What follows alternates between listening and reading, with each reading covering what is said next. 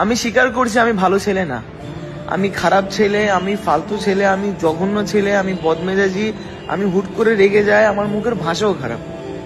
কিন্তু বিশ্বাস করো আমার না মনটা খারাপ না, আমি না মানুষকে সহজে দুঃখ দিতে পারি না।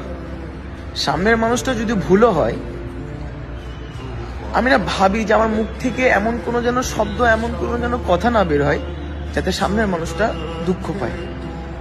কিন্তু আমার বেলায় কেউ ভাবে না, আমার বেলায় যে আমি দুঃখ পাবো এই বিষয়টা না কেউ ভাবে না। আমি না আপন মানুষের কখনো ক্ষতি করিনি, আমি আপন মানুষকে কখনো দুঃখ দিইনি, কিন্তু আপন মানুষরা আমার